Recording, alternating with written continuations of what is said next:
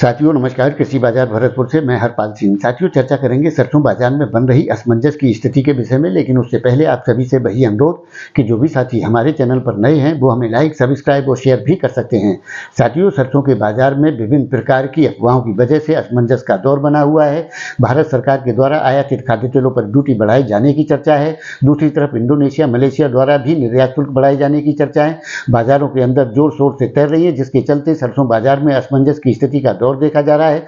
वैसे तो साथियों राजस्थान की मंडियों में स्ट्राइक की वजह से अवकाश होने के कारण कोई भी व्यापारिक गतिविधियों के समाचार नहीं है, लेकिन विभिन्न प्रकार की मंडी और प्लांटों से जो समाचार प्राप्त हो रहे हैं उसके अनुसार निश्चित तौर से सरसों के बाजार में असमंजस का दौर देखा जा रहा है। कहीं नरमी तो कहीं गर्मी के समाचार हैं, लेकिन जिस प्रकार से साथियों हमने पिछले वीडियो में आप लोगों के साथ विचार साझा किए थे कि सरसों का बाजार अपने चरम पर, तो काफी नकारात्मक और सकारात्मक प्रतिक्रियाएं मिली थी।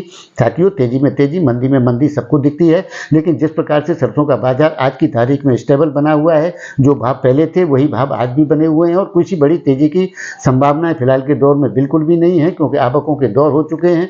आने वाले दौर के अंदर मंडियां खुलेंगी, आवकों के प्रेशर आएंगे, निश्चित तौर से सरसों के अंदर दबाव और गिरावट की स्थितियां जरूर देखने को मिलेंगी। लेकिन साथियों किसी बड़ी गिरावट की उम्मीद नहीं की जा सकती, क्योंकि जिस प्रकार से भारत सरकार ने 5950 रुपये समर्थन मूल्य पर हरियाणा में 15 मार्च से खरीदी की घोषणा कर रखी है, उसी प्रकार से अन्य राज्यों में भी सरकार समर्थन मूल्य पर खरीदी करेगी, जिसके चलते सरसों में बड़ी गिरावट की उम्मीद नहीं है, क्योंकि सरसों के उत्पादन में गिरावट की स्थितियां देखी जा रही हैं। फसल पहले से ही लेट है, लेकिन साथियों किसी बड़ी तेजी की उम्मीद भी फिलहाल के दौर में बिल्कुल भी नहीं है, क्योंकि अफवाहों का दौर चल रहा है। जिस प्रकार से मन की बात में मोदी जी ने स्पष्ट तरीके से कहा है कि देश के लोगों को खाद्य तेलों के उपयोग को घटाना चाहिए, उससे नहीं लगता है कि आने वाले दौर के अंदर खाद्य तेलों पर आयात शुल्क बढ़ेगा, जिसके चलते आने वाले समय में जब भी मंडियां खुलेंगी और आवकों का प्रेशर बनेगा, निश्चित तौर से सरसों के बाजार में नरमी का ही रुख देखने को मिलेगा।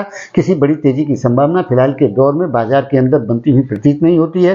साथियों निश्चित तौर से बड़ी गिरावट नहीं है, कोई बड़ी तेजी की स्थितियां नहीं है, लेकिन हाँ इतना जरूर है कि आवकों के दबाव के चलते सरसों के बाजार में निश्चित तौर से नरमी के रुख ही देखने को मिलेंगे। फिलहाल कोई सुधार की संभावना बनती हुई प्रतीत नहीं होती है। तो साथियों आपकी इस विषय में क्या राय है, आप अपनी राय कमेंट माध्यम से दे सकते हैं।